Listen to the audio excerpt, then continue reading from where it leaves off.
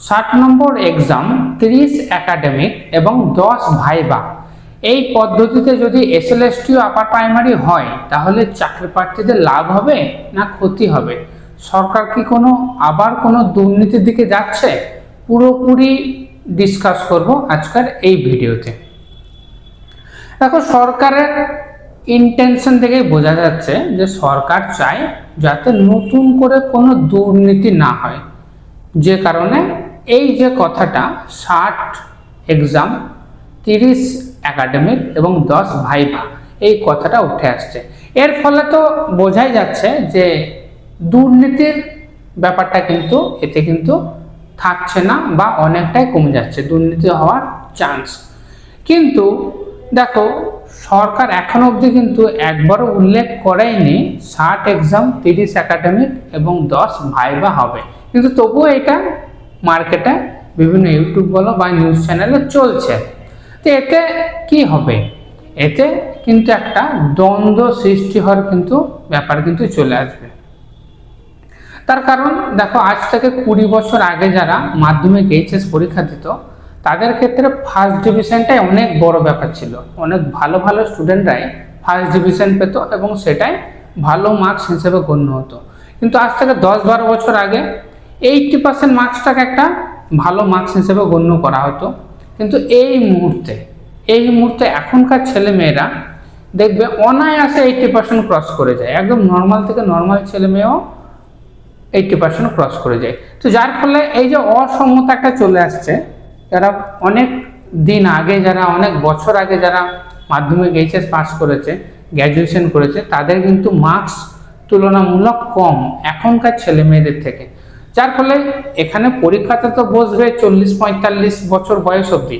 তো যাদের বয়স 45-50 তারা কিন্তু তুলনামূলক একাডেমিকে কিন্তু পিছিয়ে যাবে, এবং যাদের বয়স কম অর্থাৎ 24-25-26 এদের কিন্তু একাডেমিকটা অনেকটাই বেটার ওদের থেকে। আমি একদমই বলছি না যে এখনকার ছেলে মেয়েদের জ্ঞান বা নলেজ কম, একদমই সেটা নয়, কিন্তু মার্কস তাদের বেশি। ভালো স্টুডেন্ট আগেও ছিল, এখনো আছে, কিন্তু মার্কস তুলনামূলক এদের বেশি হওয়ার জন্য একাডেমিকে যদি হিউজ মার্কস থাকে, 30 মার্কসটা কিন্তু অনেক বেশি, তাহলে কিন্তু আগেকার ছেলে মেয়েরা বা চাকরি প্রার্থীরা কিন্তু অনেকটাই পিছিয়ে যাবে একাডেমিকের দিক থেকে। যার ফলে কিন্তু একটা দ্বন্দ্ব সৃষ্টি হবে। সরকার চাইবে না আবার নতুন করে ফ্রেশারদের মধ্যে আবার কোনো দ্বন্দ্ব ক্রিয়েট করতে। তাই আমার মনে হয় না সরকার এই ব্যাপারে ভেবে দেখবে। এই রিলেটেড অবশ্য এখনো অবধি অফিসিয়ালি কিছু আসেনি। 6 জুন হয়তো এই রিলেটেড কিছু কথাবার্তা আসতে পারে। এছাড়াও তবে মুখ্যমন্ত্রী এইটুকু বলেছিল, ভাইবার মার্কসটাকে কমিয়ে আনবে এবং মেধার উপর জোর দেওয়া হবে। ভাইবার মার্কস কমানো, কিন্তু এখানে যেটা বলা হচ্ছে যে 10 নম্বরে ভাইবা, 10 নম্বরে ভাইবা তো আগেও ছিল, এখনো আছে, তাহলে তো কমানো তো হলো না। তাহলে কমানো মানে আরো কমানো, বা একই রাখার কথা তো এখানে হচ্ছে না। 10 নম্বরে ভাইবা কিন্তু এখনো এসএলএসটিতে আছে এবং আপার প্রাইমারিতে এখনো 10 নম্বরে ভাইবাই আছে। এবং একাডেমিক যেটা, আগে তো এসএলএসটিতে একাডেমিক কম ছিল, এখন একাডেমিকটা এই কথা মতো যদি হয় একাডেমিক অনেক বেশি হয়ে যাচ্ছে। তাহলে আমার মনে হয় না এরকম কিছু থাকবে। তো আমার পার্সোনাল মতামত, একাডেমিকটা তুলিয়ে দেওয়াটাই বেটার। একাডেমিক যদি না থাকে তাহলে সব থেকে ফেয়ার সিলেকশন কিন্তু হবে। যদি একাডেমিক থেকে যায় তাহলে দুটো গোষ্ঠীতে ভাগ হয়ে যাবে। কেউ বলবে আমাদের সাথে ফেয়ার হলো না, কেউ বলবে না এটা থাকা উচিত। যাদের একাডেমিক বেটার, যারা এখন পাস করছে, তারা বলবে একাডেমিক থাকা উচিত। যারা আগেকার স্টুডেন্ট, যাদের একাডেমিক একটু স্কোর কম আছে, তারা বলবে একাডেমিক না থাকা উচিত। তাহলে নিজেদের মধ্যে আবার ঝামেলার সৃষ্টি হবে। আর যদি একাডেমিক না থাকে তাহলে সবাই এক্সাম দেবে, সবাই ইন্টারভিউ দেবে, তার মধ্যে যার মার্কস বেশি আসবে, যার ট্যালেন্ট বেশি, সেই চাকরি পাবে, যার ট্যালেন্ট কম সেই চাকরি পাবে না। একদম ফেয়ার, কেউ কোনো কোশ্চেন তুলতেই পারবে না।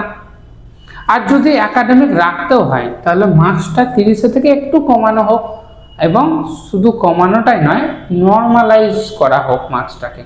নর্মালাইজ অর্থাৎ সবাইকে স্ট্যান্ডার্ড ফরম্যাটে নিয়ে আসা হোক। এইরকম কথা অবশ্য একবার উঠেছিল, কিন্তু এখন অবধি হয়নি।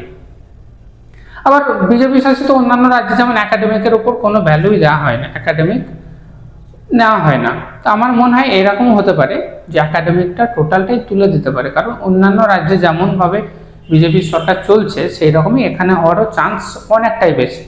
আর যদি একাডেমিক থাকে তাহলে নর্মালাইজ করে দিলে আবার সব সমস্যার সমাধান হয়ে যাবে। নর্মালাইজ বলতে আগেকার তখন হায়েস্ট কত মার্কস আসতো, কত পার্সেন্টেজ অবধি মার্কস যেত, এখনকার হায়েস্ট মার্কস কত পার্সেন্টেজ অবধি যায়, ঠিক আছে। এবার সেইটাকে যদি নিয়ে ব্যালেন্স করে দেওয়া হয়, অর্থাৎ স্টুডেন্ট তো তখনও ভালো ছিল, এখনও স্টুডেন্ট ভালো আছে, কিন্তু মার্কস তখন এইটা আসতো এখন এইটা আসছে, তাহলে এইটাকে হয় কমিয়ে দেওয়া হোক বা এই দিকটা বাড়িয়ে দেওয়া হোক, যেটা খুশি একটা করে দিলেই নর্মালাইজ হয়ে গেল, যার ফলে সবাই কিন্তু সমান ক্যাটাগরির মধ্যে চলে এলো। যে হয়তো আগেকার দেখা গেল যে কথার কথা বলছি যে হয়তো গোটা রাজ্য জুড়ে হয়তো 85% হাইয়েস্ট হতো, এখন সেটা 98% হচ্ছে। তো 85%টাকে 98% করতে গেলে যত পার্সেন্টেজ বাড়াতে হবে তখনকার যুগের প্রত্যেকটা স্টুডেন্টের সেইভাবে বাড়িয়ে দেওয়া হোক, এবং বা 98কে 85-এ নিয়ে আসার জন্য যত পার্সেন্টেজ হারে কমাতে হবে সেরকম করে এখনকার স্টুডেন্টদের সবার মার্কস সেইভাবে একটু করে কমিয়ে দেওয়া হোক, তাহলে নর্মালাইজ হয়ে গেল।